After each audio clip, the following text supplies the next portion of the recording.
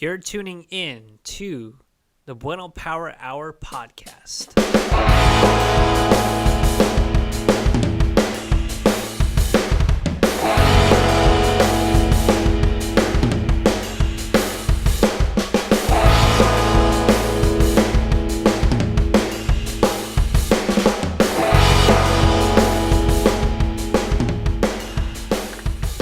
Guys, welcome to another episode of the Bueno Power Hour podcast. I am your host, Arthur Bueno, and I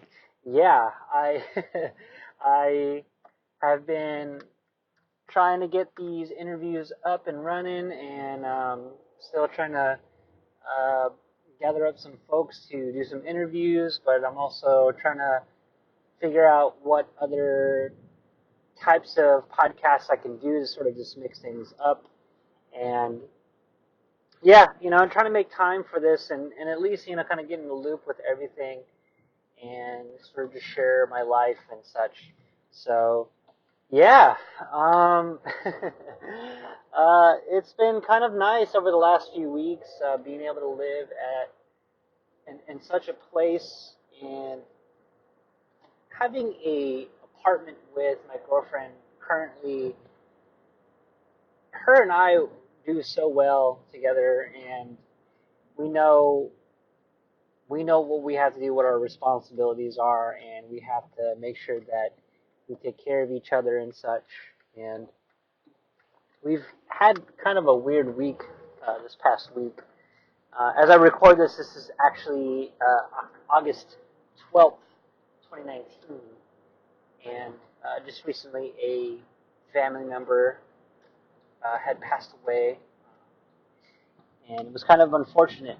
And we on top of that, we had watched The Farewell. It's a film that stars Aquafina, and she's really great, and it talks about a family member who is currently diagnosed with cancer, but she doesn't know about it. And in order for them to all gather to go see her, and this is in China, they had to make a lie that a couple was going to get married, in which they didn't really get married. They just wanted to see their grandmother or mother for the very last time. So that's kind of how that worked out. It's a great movie. I definitely teared up a little bit, and and not only that, it was just kind of strange. You know what I mean? It was kind of strange how all that kind of worked out.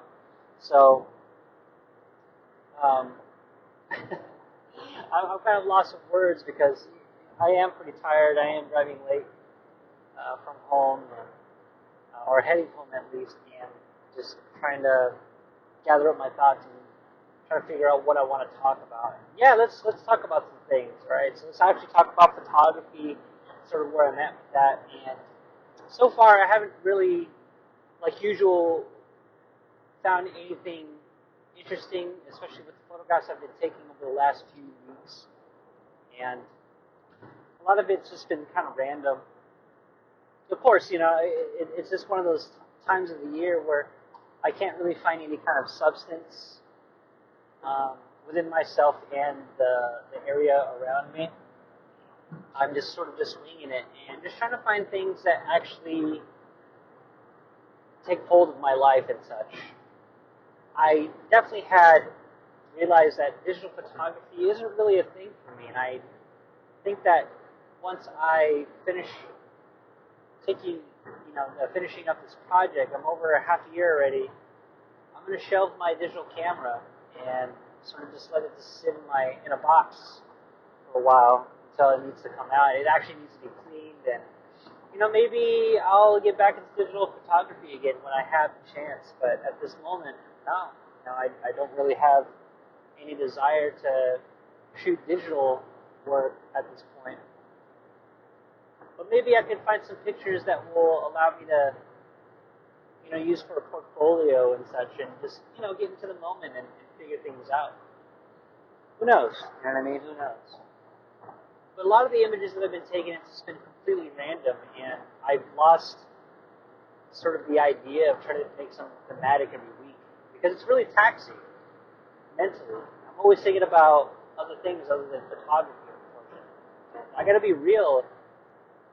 I'm really just taking pictures in the moment and sort of just taking that moment in and taking snippets of it and sort of just using this project as a reminder of how I lived for 2019, which is cool, right? It's a cool thing.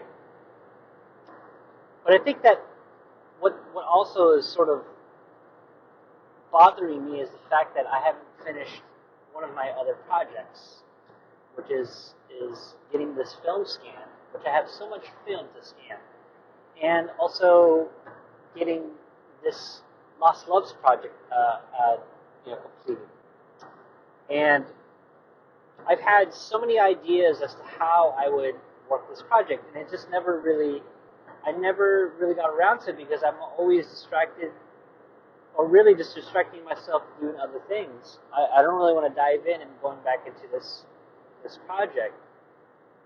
And maybe because it was a year that had me remember how I went about healing and what I did to take those steps, and sort of reminding myself as to how I lived in 2018. And 2018 was a pretty rough year for me, and not to say that it wasn't a good year, but mentally it was a rough year. I'm still sort of figuring things out, and especially now, living in a new place and being able to kind of see sun in the morning through a window, it's been really healthy for me to live in my apartment with my girl. And 2018 sort of just reminded me of how much of that shit I was going through. You know what I'm saying? But what can you do, right? You kind of just got to figure it all out. And maybe that's probably why I'm sort of just wanting to leave that. But I have to finish this project, and I have to figure it all out, man. I really do. Unfortunately. If anything, though, I've been trying to get myself sort of just mentally ready to get this project done, and I have other projects I need to get fixed. Especially the one that I have with Nika, who has been very supportive. I've been very quiet photographically, artistically, and just been posting up pictures every day on my Instagram. And it's been interesting. It's been an interesting project because the images that I've been taking have been completely random. And trying to make something out of nothing is been really tough. You know what I mean? But this is what I have to do in order for me to get with it and actually, create a good body of work. I have to actually be into it. And honestly, I'm not really into this project. I'm kind of tired of it, and I want to start doing something else. But I have to see things through, and hopefully in the coming months, I'll have enough sort of willpower to go and finish this Lost Subs project, get it released, and then start developing all the negatives that I have pending. Once that's done, I can start scanning and actually get a few of these scans in, and sort of just learn how to just work with it, you know what I mean? Actually get it uploaded in Photoshop and stuff, and just all this, you know what I mean? All this cleanup, you know what I mean? Just work it all out, you know what I mean? And figure it all out from there. I have to be honest, man. I got to be honest with myself that I got to start actually working on getting most of the stuff done. So yeah, photographically, I'm a little stuck, and I'm a little scared to kind of look at and to spend all this money on shit. It's gonna really doesn't really suck. You know what I mean? So I got to figure it all out. Um, but anyway, other than that, I've been, been trying to do my best to sort of work that stuff out, and try to do the best I can to get good pictures every day. Obviously, that's not gonna happen. I take a lot more. I take a lot of bad pictures than I take good. That's just the ratio, and it's always been that way. Now, musically, I've been sort of discovering new techniques and had really established the the I guess strength. I don't know if that's the proper term. Maybe the dependency. I'll say dependency. I've established the dependency of using a thumb pick. I think I can use a thumb pick for any kind of application now, whether if it's metal or if it's jazz or if it's punk. I have understood the fact that I am dependent. I am so dependent on having a thumb pick at all times. And even just one specific one, and it's really the tortoiseshell, yeah, it's the tortoiseshell Dunlop large picks. And I found that thumb pick alone will allow me to, it has actually allowed me to work a certain way musically. And given the fact that I've been playing these sort of twinkly type of guitar melodies and such, it's been pretty gnarly, to be honest. It's been gnarly just with the fact that I've learned how to kind of create these melodies and sort of understood how I could, go from one transition of parts to the other. And yeah, it's been nice, man. It's been kind of nice, and I'm really enjoying the fact that my guitar playing has changed quite a bit. And that's what it's all about. You want your guitar playing to change and actually be something. You want something different out of it. You know what I mean? And that's all I can really ask for. Really, is a new beginning on how I play guitar now, and it shows. It definitely shows. Um, I don't think I can play with a regular pick anymore, and that's sort of what kind of came about in this whole process. Is that was the whole idea, is to not play with a traditional pick. And so this will definitely enhance my playing, and has been enhancing my playing for the course of time. So being dedicated to this idea of just playing with a thumb pick has been a struggle, but now I can't really leave it anymore. It's now part of me, and I think that I'm happy that I'm able to sort of channel my skills and enhance it just with this pick alone. So it's kind of cool. It is kind of cool.